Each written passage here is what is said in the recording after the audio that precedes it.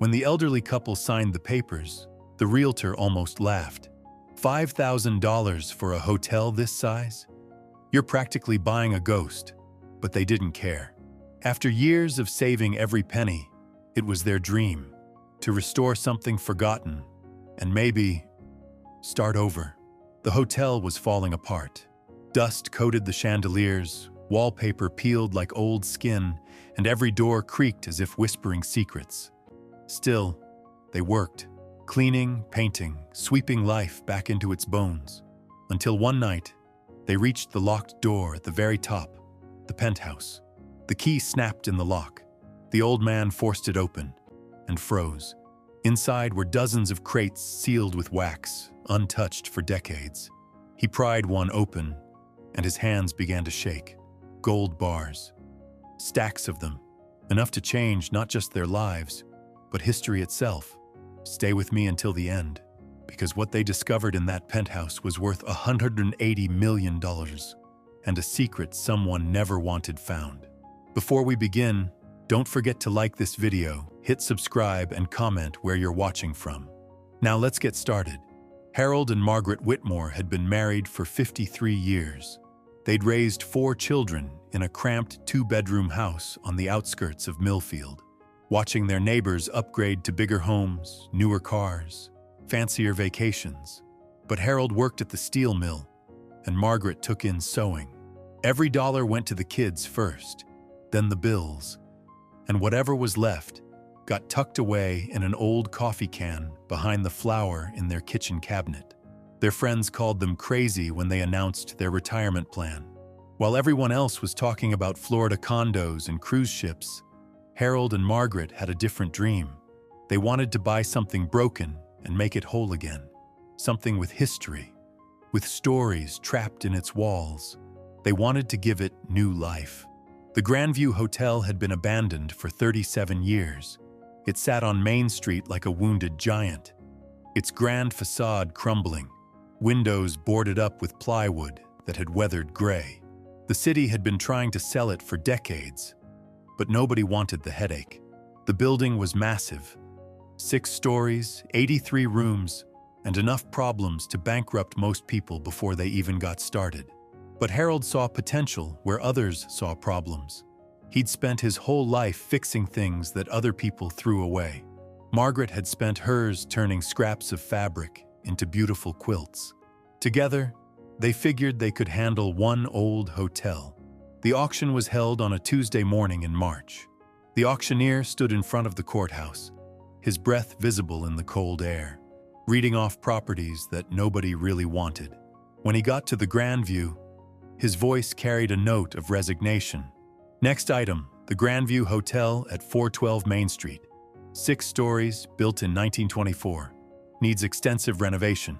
He paused, looking around at the small crowd. Starting bid is $10,000. Silence. The wind rattled through the bare trees. $10,000 for this historic property. Anyone? More silence. Harold squeezed Margaret's hand. They'd brought $12,000 in cash. Their entire retirement savings, plus what they'd gotten from selling Harold's truck and Margaret's grandmother's china set. It was everything they had in the world. "I'll take $8,000, the auctioneer tried. Nothing. $5,000? Harold raised his hand slowly. The auctioneer looked surprised. $5,000 from the gentleman in the blue coat. Going once, going twice. He waited, scanning the crowd one more time. Sold. That's when the realtor laughed. An actual, audible chuckle that made heads turn. $5,000 for a hotel this size? You're practically buying a ghost. Harold didn't laugh back.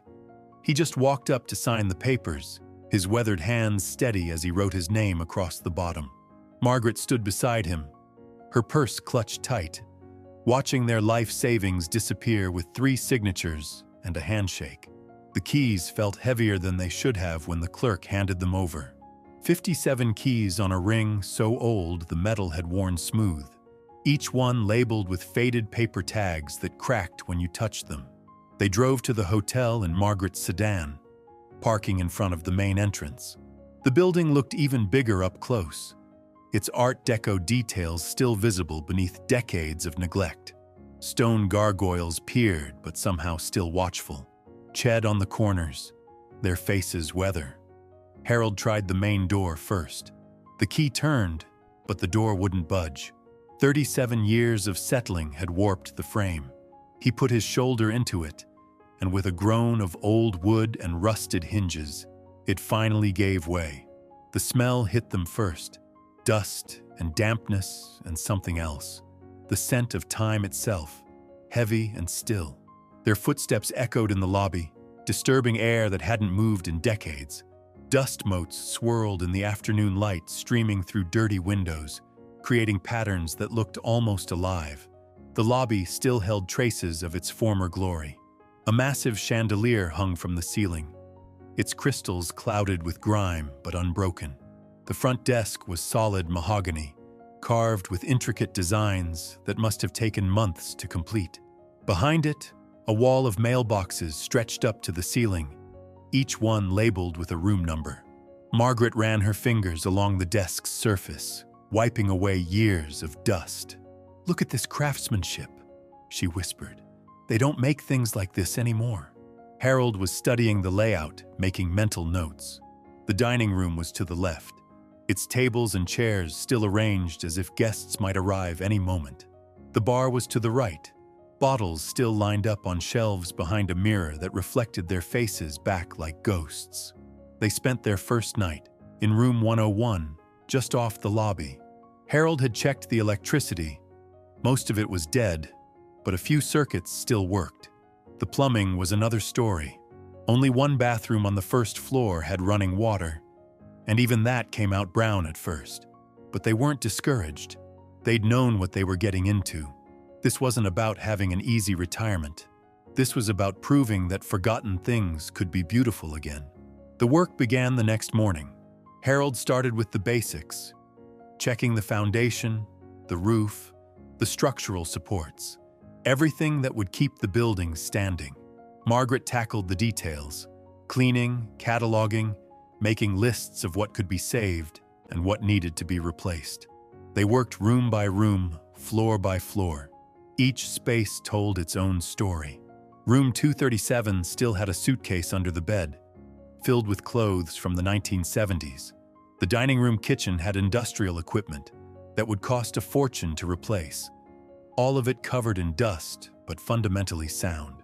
The second floor was where they found the first real surprise. In room 214, behind a loose baseboard, Margaret discovered a stack of letters tied with a blue ribbon. Love letters, written in faded ink, dated from 1956.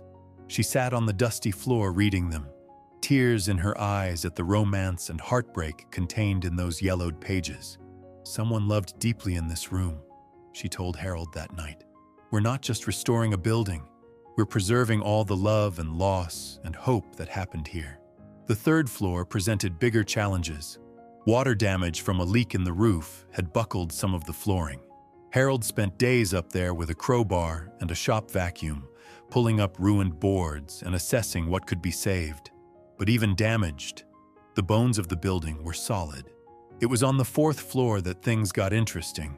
Most of the rooms were in decent shape considering their age, but at the end of the hall, they found something unexpected. A door that didn't match the others. Heavier, made of different wood, and locked with a deadbolt that wasn't original to the building. Harold tried every key on the ring. None of them fit. "Maybe it's a storage room," Margaret suggested, "or the old manager's office." But when Harold examined the lock more closely, he noticed something odd. It was newer than everything else in the building. Much newer. Someone had installed it long after the hotel closed. They decided to leave it for later. There were plenty of other rooms to work on, and breaking down doors seemed like something they should save for when they really needed the space. The fifth floor was where the real work was. Every room needed attention, but the structure was sound. Harold rewired the electrical, room by room. Margaret cleaned and painted, bringing color back to walls that had been gray with neglect for decades. They'd been working for 6 weeks when Harold noticed something that didn't make sense. According to the building plans he'd found in the manager's office, the hotel had 6 floors. But they'd only explored 5. The 6th floor should be directly above them.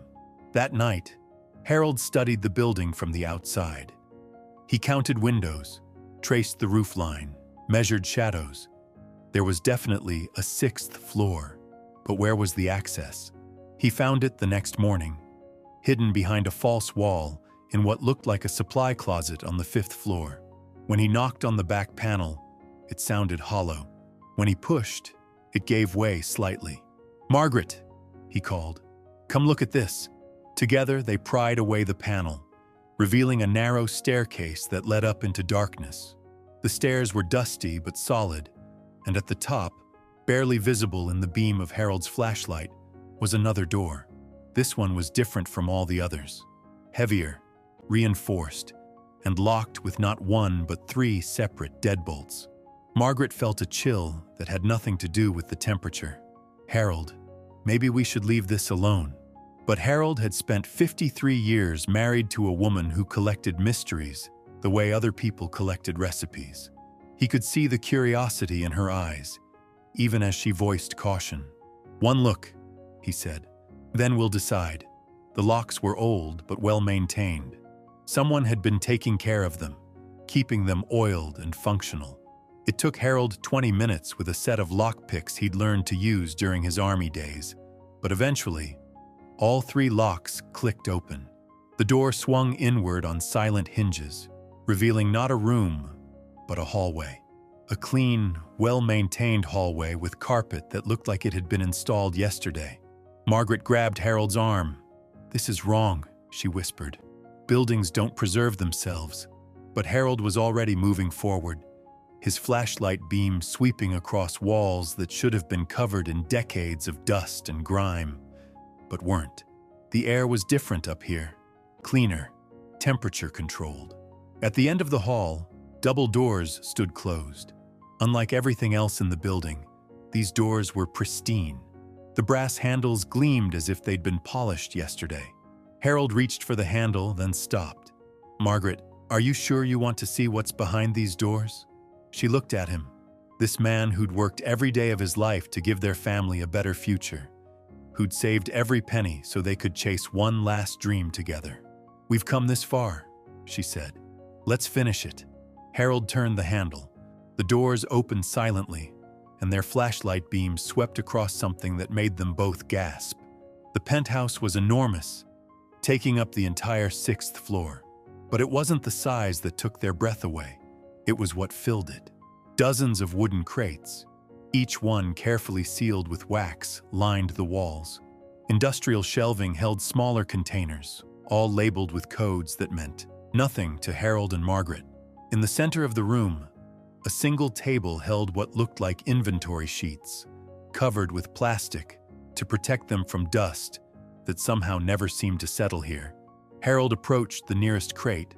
It was about the size of a coffin, made of heavy wood and sealed so thoroughly that no air could get in or out.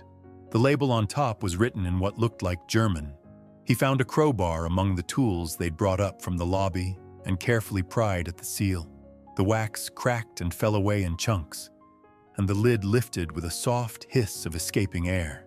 Inside, nestled in custom-fitted foam, was something that made Harold's hands start to shake.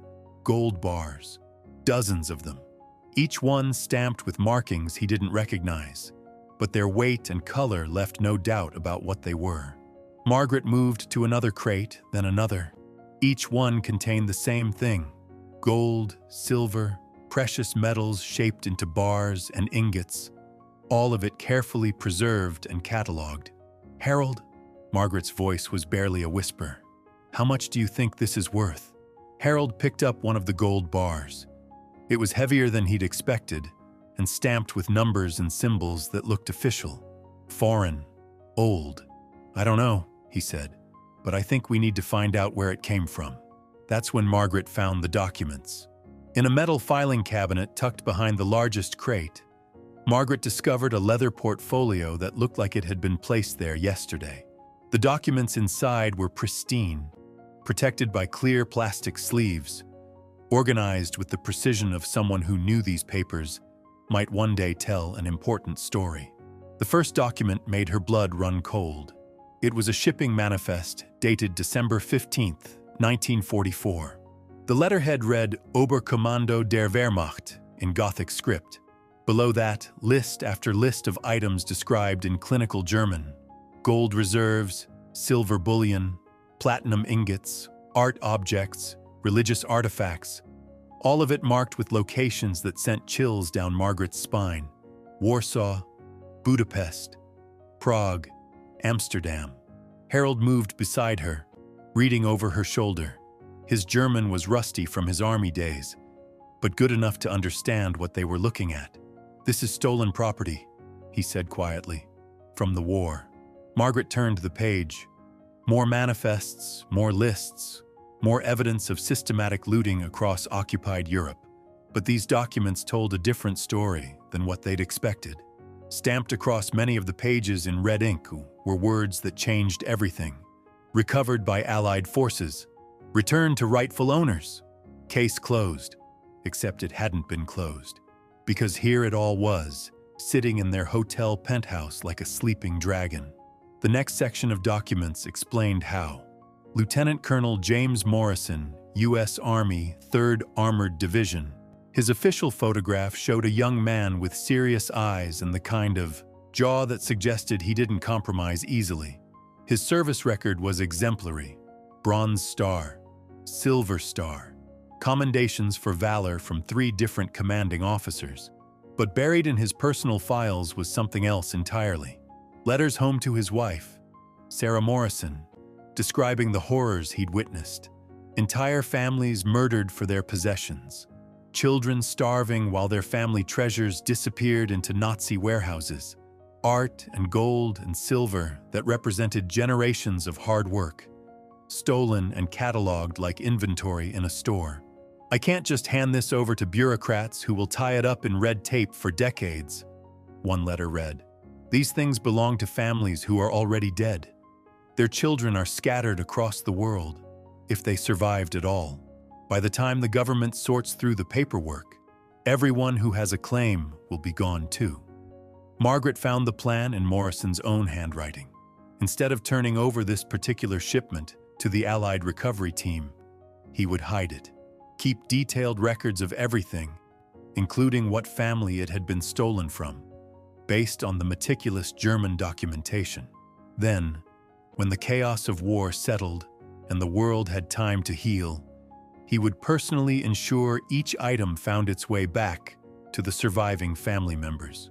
Harold shook his head as he read. He meant well, but he never got the chance. The obituary was paper-clipped to Morrison's plan. Lieutenant Colonel James Morrison, killed in action March 3, 1945, just 2 months after he'd hidden the treasure in what was then the Grandview Hotel's private penthouse. His widow, Sarah, had received his personal effects, including a safety deposit box key and instructions to wait 10 years before opening it. But Sarah Morrison never got those instructions. The Army had classified them along with everything else related to Morrison's final mission. She'd waited for her husband to come home and explain why he'd bought a rundown hotel in a small Pennsylvania town. She'd waited until 1953, then sold the property to pay for her medical bills. Cancer, the documents noted. She'd died in 1954, taking whatever secrets her husband had shared with her to the grave. The hotel had changed hands 6 times after that. Each owner had found the penthouse locked and, lacking Morrison's key, had simply left it alone. The building had been abandoned in 1987 when the last owner went bankrupt trying to renovate it. And now, 37 years later, Harold and Margaret stood surrounded by treasure that belonged to families scattered across the globe. Families who had no idea their heritage was waiting in a forgotten hotel room in Pennsylvania. Margaret found the inventory list that made her legs go weak. Item by item, Morrison had cataloged everything with the precision of a man-weight of history. Gold bars worth who understood the millions of dollars. Silver candlesticks from a synagogue in Berlin. A Torah scroll that had survived Kristallnacht. Wedding rings collected by the thousands, each one representing a love story cut short. But it was the personal items that broke her heart. A child's silver cup, engraved with Rebecca Goldstein, born October 12, 1932, a pocket watch that belonged to David Rosen, watchmaker, Vienna, a set of pearl earrings with a note in Morrison's handwriting. Mrs. Anna Hoffman wore these to her daughter's wedding. Daughter survived, immigrated to New York, married named Sullivan. Harold was examining something else entirely.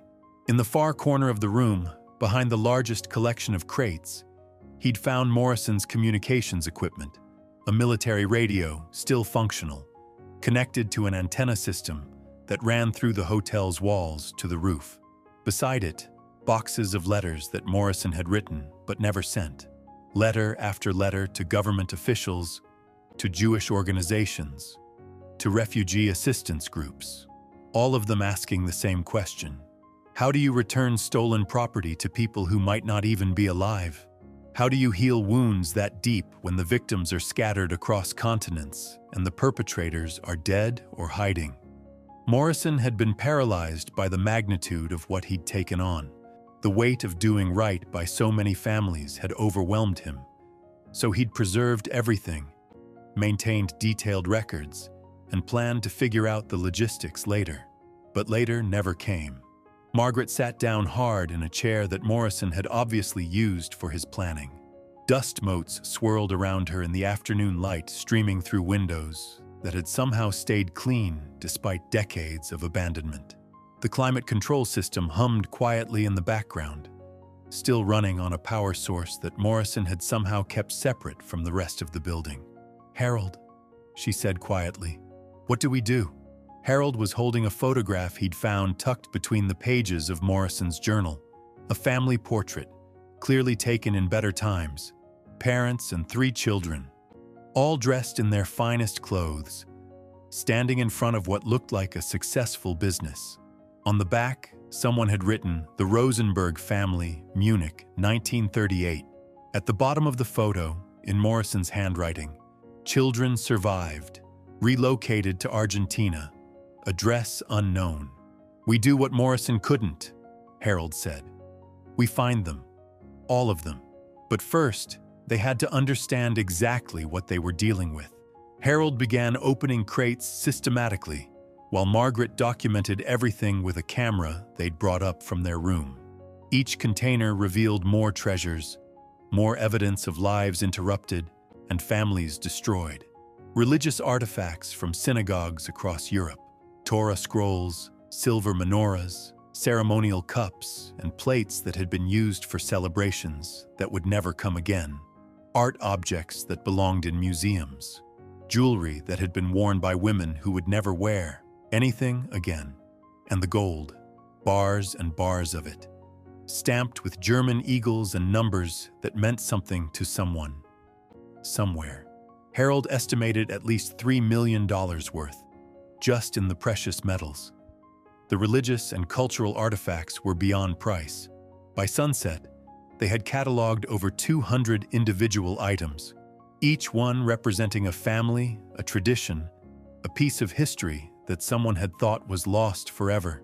Margaret's notebook was filled with descriptions, serial numbers, and Morrison's careful notes about provenance. But it was the last crate that changed everything. This one was different from the others. Smaller, made of a different wood, and sealed not just with wax, but with metal bands that had been soldered shut. Morrison's notes indicated it had been the most important discovery in the entire shipment. "Contents unknown," he'd written. "German documentation incomplete. Requires further investigation." Harold heated his soldering iron on a camping stove they'd brought up from their room. The metal bands came away reluctantly, as if they'd been designed to keep something in rather than keep something out. When the lid finally lifted, both Harold and Margaret understood why Morrison had been so careful with this particular container. Inside, wrapped in silk that had somehow maintained its color and texture despite the decades, was a collection of documents that made everything else in the room pale in comparison. Not inventories or shipping manifests, but something far more dangerous. Names, thousands of them. Nazi officials, collaborators, war criminals who had escaped justice after the war. Their real identities, their new names, their locations as of 1945. Some had been crossed out in red ink with notes like captured or executed, but most were still unmarked. At the bottom of the pile was a letter addressed to whoever finds this collection. Morrison's final message, written in the careful script of a man who knew he might not survive the war. By the time someone reads this, I will likely be dead. The treasure in this room belongs to families who suffered unimaginable losses. But this list represents something different. These are the names of men who orchestrated that suffering. Men who escaped justice and are living comfortable lives under new identities. Margaret's hands trembled as she read. I have tried to do the right thing with the stolen property, but I lack the resources and connections to pursue these war criminals. I leave that responsibility to whoever discovers this room. Some secrets are too important to stay buried. Harold stared at the list, recognizing some of the names from war crimes trials he'd read about in the newspapers over the years. Men who had been declared dead, who were supposedly killed in the final days of the war, were listed here with addresses in Argentina, Brazil, Canada, even the United States. Margaret, he said slowly, we're not just holding stolen treasure. We're holding evidence that could rewrite history books. Margaret closed the document carefully and looked around the room with new eyes. Morrison hadn't just hidden stolen property. He'd created a time capsule of justice delayed but not denied. Everything they needed to return family heirlooms to their rightful owners, and everything they needed to ensure that war criminals who had escaped justice couldn't hide forever. The weight of responsibility settled on their shoulders like a heavy coat. They were 73 and 71 years old, respectively. They'd bought this hotel to spend their retirement years fixing something beautiful. Instead, they'd inherited a moral obligation that would change not just their lives, but potentially the lives of thousands of people around the world. Harold looked out the penthouse window at the small town of Millfield spread out below them. People were getting home from work, turning on lights in their houses, sitting down to dinner with their families. Normal people living normal lives, unaware that their elderly neighbors had just discovered one of the most significant hidden treasures of World War II. Where do we even start? Margaret asked. Harold picked up Morrison's journal and flipped to the back pages, where the lieutenant colonel had outlined his research methods.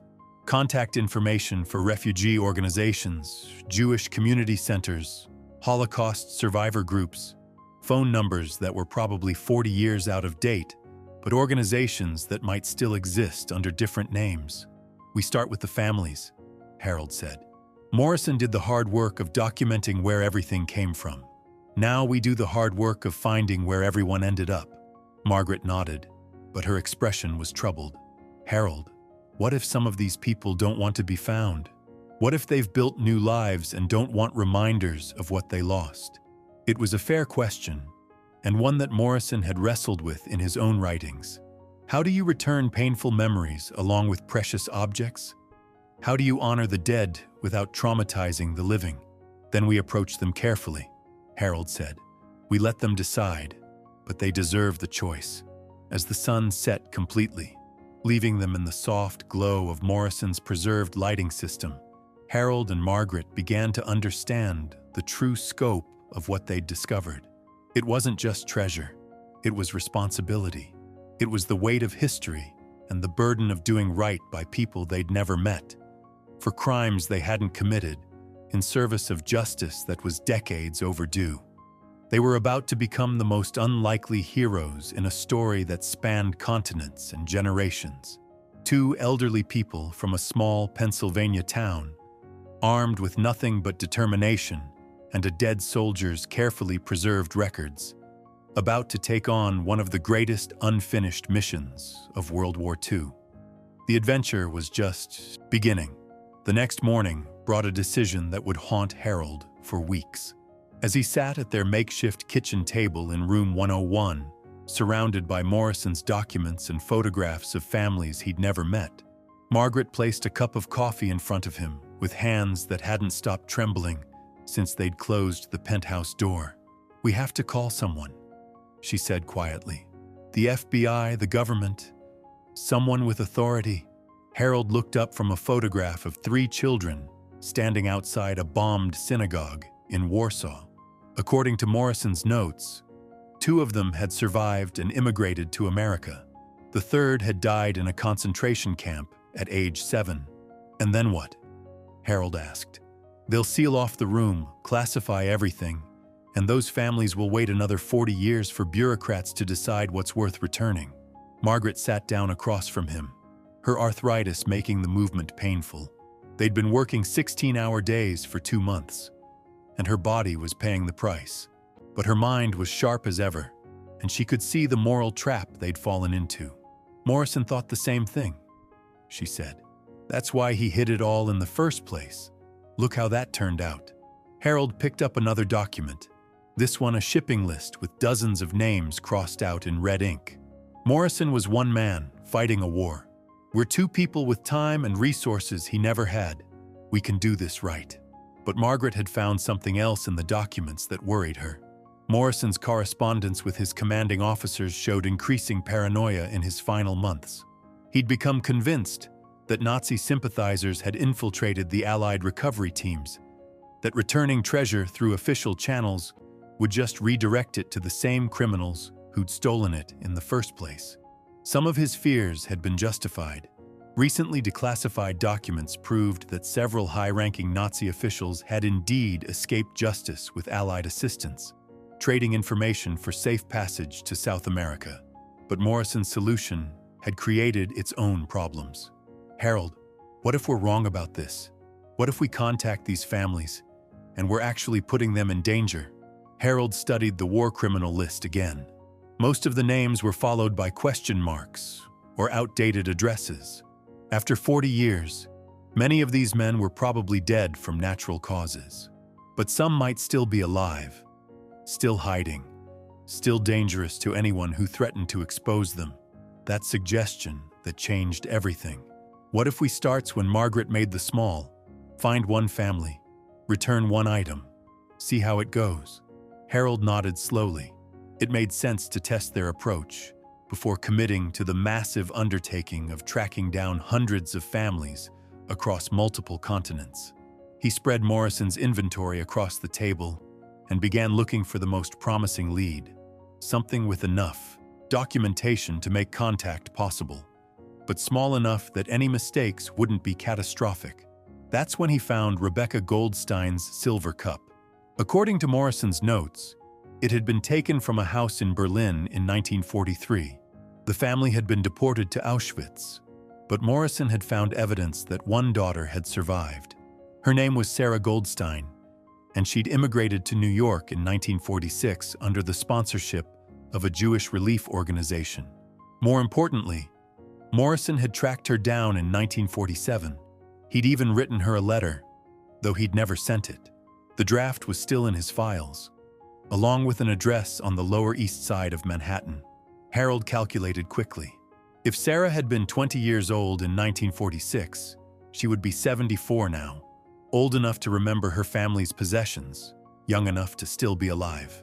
This one, he said, showing Margaret the cup and Morrison's notes. We start here, but tracking down a 74-year-old woman in New York City proved more complicated than they'd expected. The address Morrison had was for a tenement building that had been demolished in the 1960s. The Jewish Relief Organization had closed in 1955. Even the synagogue where Sarah had supposedly attended services was now a community center. Margaret spent 3 days on the phone with the New York Public Library, Jewish community centers, and Holocaust survivor organizations. Each conversation led to another dead end. Another office that had closed or moved or lost their records in a fire. Then Harold had an idea that showed why he'd been such a good problem solver at the steel mill for 30 years. We're looking for Sarah Goldstein, he told Margaret. But what if she got married? What if she changed her name? Marriage records were public information, and with the help of a genealogy service Margaret had discovered at the local library, they began searching for marriages involving Sarah Goldstein in New York between 1946 and 1960. They found her on the 4th day of searching, Sarah Goldstein had married David Rosen in 1951 and became Sarah Rosen. The address on the marriage certificate was different from Morrison's notes, but it was in the same neighborhood. More searching revealed that David Rosen had died in 1987, but Sarah was still alive. She lived in a nursing home in Queens, and according to the facility's website, she was 91 years old and still receiving visitors. Margaret stared at the phone number she'd written down. After 48 years, they were about to reconnect Rebecca Goldstein's daughter with her family's stolen property. "What do we say?" Margaret asked. "Hello, we found your family's treasure hidden in our hotel." Harold had been thinking about this problem since they'd decided to make contact. The truth was so extraordinary that it would sound like a scam or a cruel joke. But lying seemed wrong when they were trying to return something so personal. "We tell her the truth," he said, "but we do it carefully." The phone rang 3 times before someone answered. A young woman's voice, probably a nurse or aide. "Sunset Manor. How can I help you?" Harold's mouth went dry. He'd rehearsed this conversation a dozen times, but actually making the call felt surreal. "I'd like to speak with Sarah Rosen, please." "Mrs. Sarah Rosen. May I ask who's calling?" Harold looked at Margaret, who nodded encouragingly. "My name is Harold Whitmore. I'm calling about some property that belonged to her family during the war." There was a pause. "Hold on, please." The wait seemed eternal. Harold could hear activity in the background, conversations in multiple languages, the sounds of a busy facility caring for elderly people. Finally, a different voice came on the line. Older, cautious, with a slight accent that hadn't faded despite decades in America. "This is Sarah Rosen. Who is this?" Harold took a deep breath. "Mrs. Rosen, my name is Harold Whitmore. I live in Pennsylvania. My wife and I recently bought an old hotel, and we found some items that we believe belonged to your family in Germany before the war." Silence. Harold could hear Sarah breathing, could almost feel her deciding whether to hang up or listen. "What kind of items?" she asked finally. Harold looked down at Rebecca's silver cup sitting on the table in front of him. A child's silver cup, engraved with the name Rebecca Goldstein, born October 12, 1932. The sound Sarah made wasn't quite a gasp and wasn't quite a sob. It was the sound of someone whose past had just reached across 5 decades to touch them. "Rebecca was my little sister," Sarah whispered. "She died in the camp. She was only 11 years old." Harold felt tears in his own eyes. "Mrs. Rosen, I think we need to meet." The train to New York took 4 hours. Harold and Margaret sat in coach seats, Rebecca's silver cup wrapped carefully in a towel in Margaret's purse. They'd decided to bring only this one item for their first meeting. If things went well, they could discuss the others later. Sunset Manor was a clean, well-maintained facility in a neighborhood that had clearly seen better days. The lobby was full of elderly residents in wheelchairs and walkers, some playing cards, others staring out windows at a world that had changed beyond recognition since their youth. Sarah Rosen was waiting for them in a small conference room near the front desk. She was tiny, probably barely 5 feet tall, with white hair and eyes that held the kind of sadness that never completely goes away. But when she saw Harold and Margaret, she smiled with genuine warmth. "You came," she said simply. "I wasn't sure you were real." Margaret sat down across from her and carefully unwrapped the silver cup. Sarah's hands shook as she took it, turning it over to read the inscription she hadn't seen since 1943. "My mother gave this to Rebecca for her 3rd birthday," Sarah said. "It was supposed to be for her first baby when she got married and had children of her own." She looked up at Harold and Margaret with tears streaming down her face. "How did you find this? Where has it been all these years?" Harold told her about Morrison, about the hidden penthouse, about the careful records that had preserved not just objects, but the stories behind them. Sarah listened without interrupting, occasionally touching the cup, as if to reassure herself it was real. When Harold finished, Sarah was quiet for a long time. Finally, she spoke. "Lieutenant Colonel Morrison. I remember that name. After the war, the Red Cross told us that an American officer had been asking about our family, but then we never heard anything more." She picked up the cup again, holding it up to the light. My whole family died in that place. My parents, my grandparents, my little brother Samuel and Rebecca. I was the only one who survived because I was old enough to work. For 70 years, I thought everything we had was gone forever. Margaret reached across the table and took Sarah's other hand. There are more items, not just from your family, but from many families. We're trying to return everything to the people it belongs to. Sarah looked at them with something approaching awe. You could have kept all of this, sold it. No one would have known. Harold shook his head. It was never ours to keep.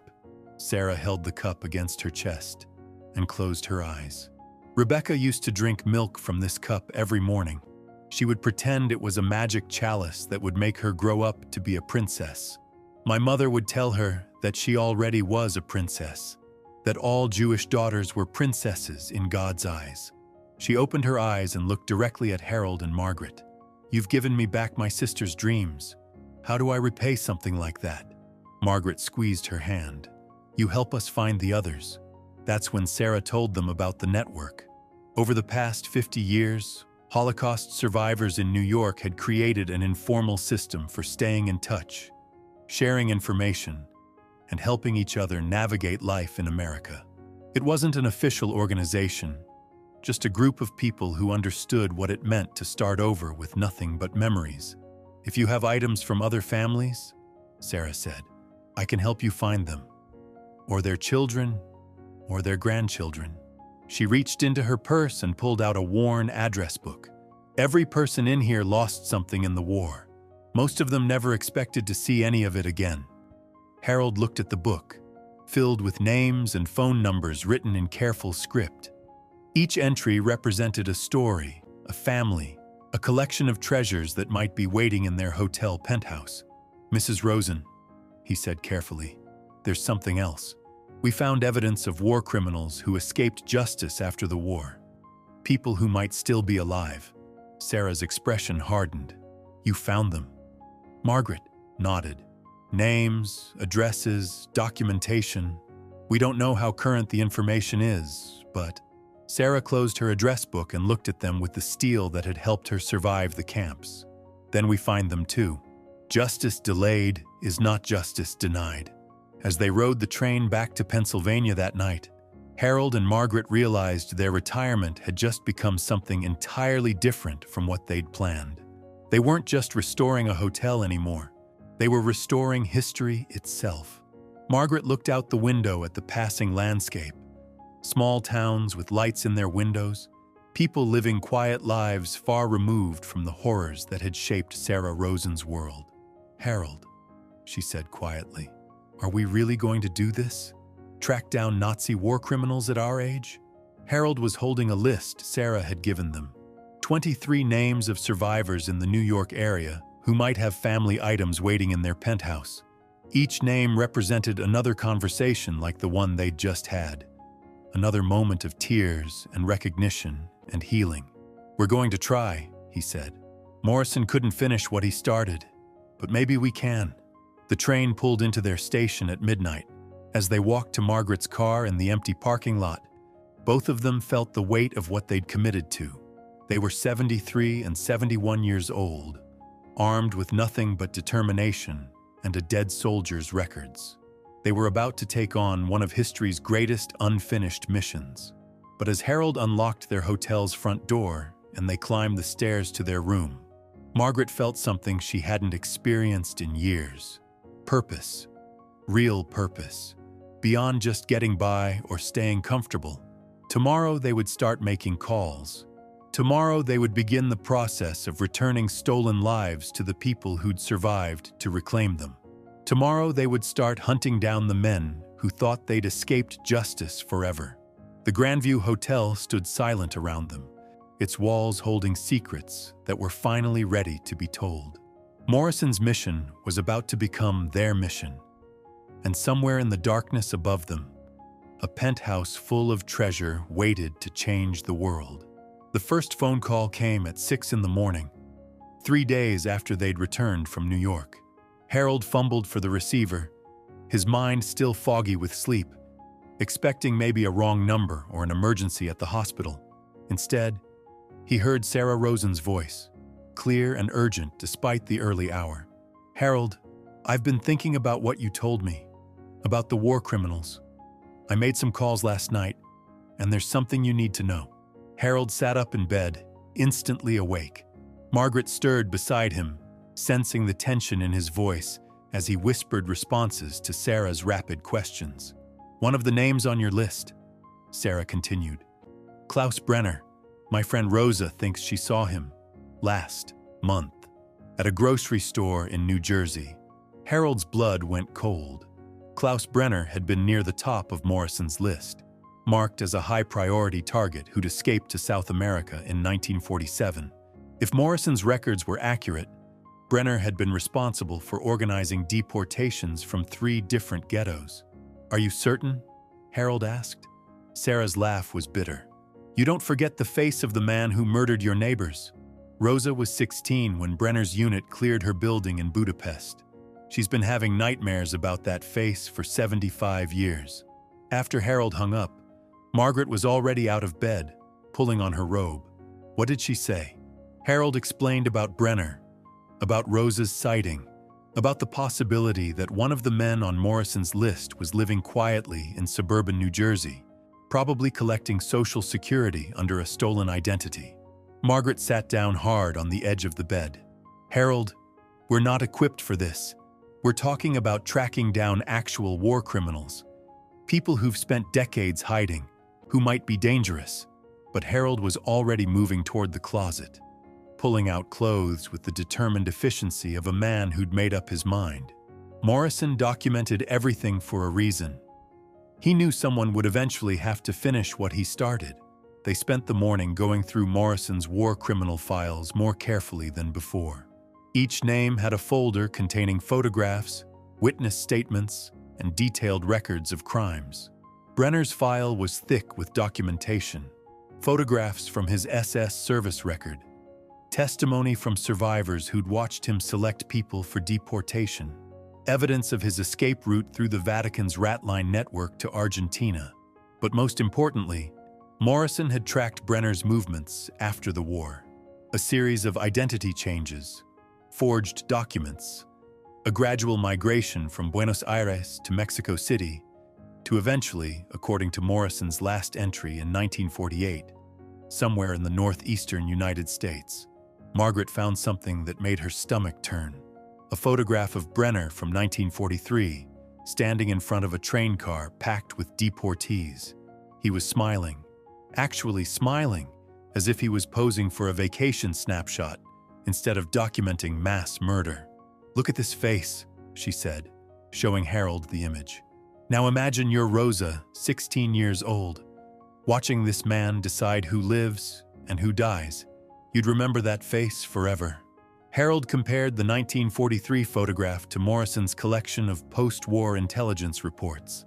Various sightings, identity changes, a man who'd become expert at disappearing into crowds while maintaining just enough of his original appearance to be recognizable to someone who knew what to look for. The phone rang again. This time it was a man's voice, older, with an accent Harold couldn't place. "Is this Harold Whitmore, the man who found the treasure?" Harold's grip tightened on the receiver. They'd been careful about who they'd shared information with, but word was apparently spreading through Sarah's network faster than they'd anticipated. "Who is this?" "My name is David Cohn. Sarah Rosen gave me your number. She said you found items that belonged to my family." Harold relaxed slightly. "Another survivor. Another family whose possessions might be waiting in their penthouse. What items are you looking for, Mr. Cohn?" David's voice became quiet. "A Torah scroll. It belonged to my father's synagogue in Vienna. The Nazis took it when they burned the building in 1938. My father was the rabbi there for 37 years. Harold flipped through Morrison's inventory sheets, scanning for religious artifacts from Vienna. There were dozens of items, but one entry made him pause. Torah scroll, Vienna synagogue, Rabbi Mordecai Cohn, seized November 10th, 1938. "Mr. Cohn, I think we have what you're looking for."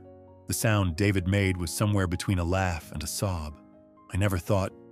After all these years, I never imagined, but then David's voice changed, became harder. Sarah also told me about the list. The war criminals. Mr. Whitmore, there's something you should know about Klaus Brenner. Harold grabbed a pen, ready to take notes. Brenner didn't just organize deportations, David continued. He specialized in targeting religious leaders, rabbis, priests, anyone who might organize resistance or provide moral guidance to their communities. My father was on one of his lists. David paused, and Harold could hear him breathing carefully, managing emotions that had been buried for decades. The morning they came for my father, Brenner was there personally. He wanted to watch. I was hiding in the synagogue's basement with my mother and sister. Through a crack in the floorboards, I saw Brenner's face as they dragged my father away. He was enjoying it. Harold felt sick. The clinical language of Morrison's files hadn't prepared him for the personal reality of what these men had done. Mr. Cohn, if this man is really living in New Jersey, then he needs to face justice, David interrupted, even if it's 75 years late. After the call ended, Harold and Margaret sat in their makeshift kitchen, surrounded by Morrison's documents and their own growing collection of survivor contacts. The scope of what they'd discovered was becoming clearer and more overwhelming with each conversation. Margaret picked up Brenner's file again, studying the post-war intelligence reports. Harold, look at this. Morrison tracked Brenner to a displaced persons camp in 1947. He was posing as a Holocaust survivor. Harold read over her shoulder. Morrison's notes described how Brenner had assumed the identity of a dead prisoner, using forged documentation to claim refugee status and eventually gain passage to South America. It was a common tactic among fleeing war criminals, hiding among their own victims. The man has no shame, Margaret said quietly. That's when Harold noticed something else in the file. A series of letters Morrison had written but never sent, all addressed to the same person. FBI Special Agent Robert Sterling, War Crimes Investigation Unit. Harold read the letters carefully. Morrison had been in contact with the FBI about war criminals, but had grown frustrated with their lack of progress. Too much bureaucracy, too many cases, too few resources. By 1948, Morrison was convinced that official channels would never deliver justice for men like Brenner. Margaret, look at this. Morrison tried to work with the FBI, they weren't interested. Margaret found Morrison's final letter to Agent Sterling, dated March 1949. The war criminals we failed to catch in 1945 are not going to turn themselves in. They're building new lives, new identities, new families. Every year we wait, they become more established, more respectable, harder to touch. Justice delayed becomes justice denied. The letter ended with a promise that proved Morrison had always intended for someone else to finish his work. I've documented everything. Locations, identities, evidence.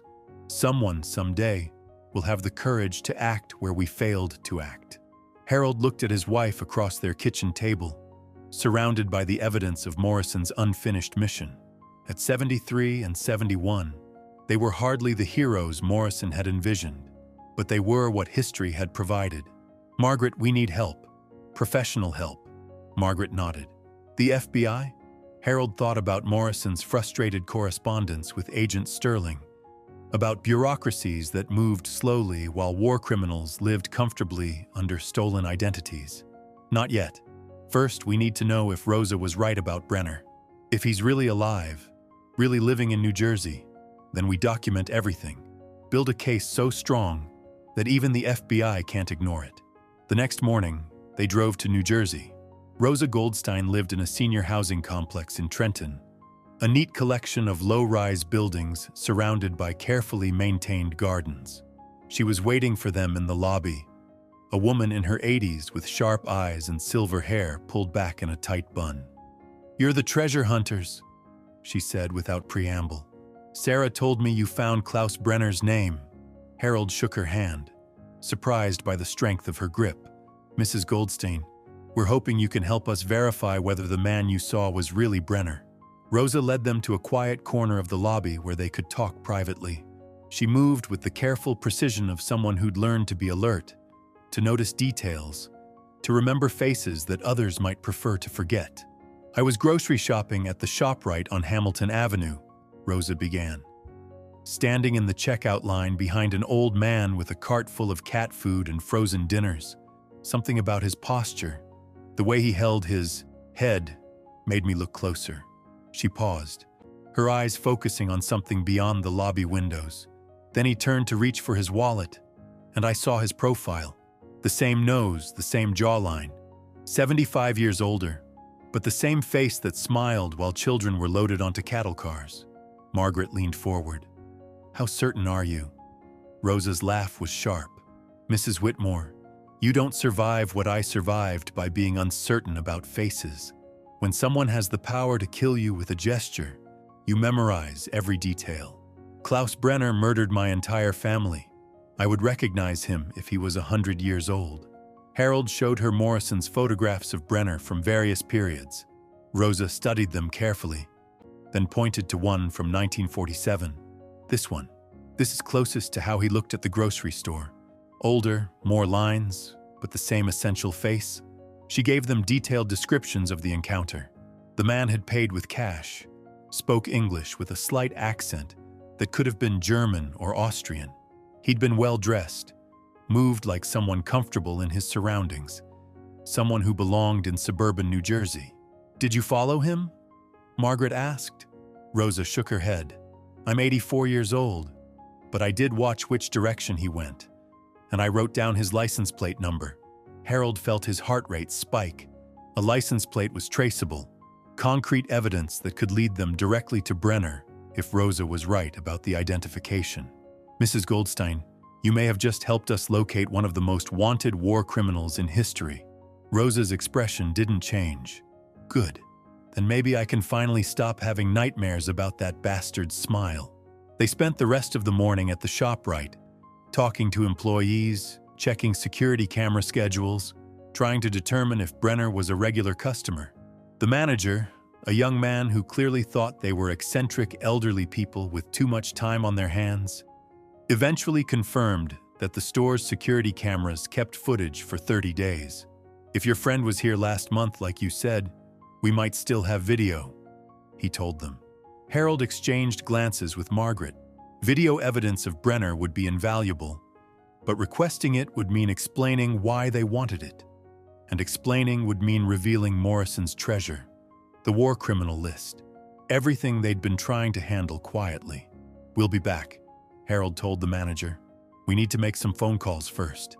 That evening, they sat in their hotel room going through Rosa's information and trying to decide their next move. The license plate number she'd provided was registered to a Herman Muller at an address in Princeton, New Jersey. According to online records, Herman Muller was 86 years old, had lived at the same address for 15 years, and had no criminal record. Margaret looked up from her laptop. "Harold, what if this Herman Muller really is just Herman Muller? What if Rosa was wrong?" Harold was studying a map of Princeton, marking the location of Muller's address in relation to the ShopRite where Rosa had seen him. Everything fit geographically. The timing was right, but Margaret was correct to be cautious. "We need more evidence before we do anything irreversible," Harold said. "If we're wrong about this, we could destroy an innocent man's life." That's when Margaret found something interesting in Morrison's files. A section she'd missed before, tucked between intelligence reports about Brenner's escape route. Morrison had been tracking not just war criminals, but their methods for creating new identities. "Look at this, Harold." Morrison documented the whole process. How fleeing Nazis obtained forged papers, how they chose new names, how they integrated into American communities. Harold read over her shoulder. Morrison's research was thorough, almost academic in its attention to detail.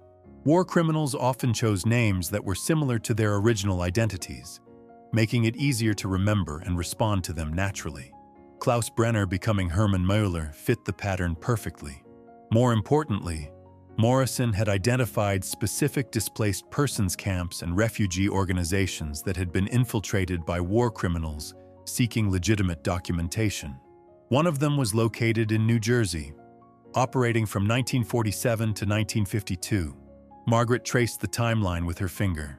If Brenner entered the United States through this refugee organization, there should be records, immigration documents, sponsorship papers, something official.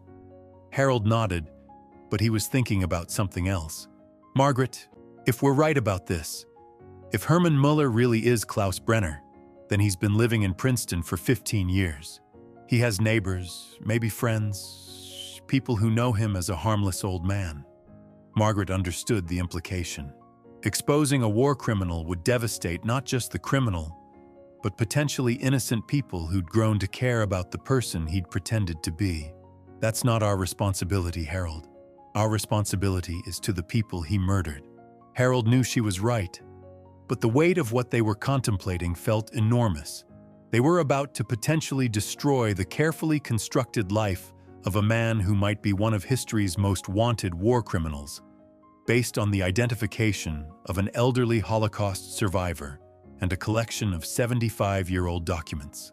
The phone rang, interrupting his thoughts.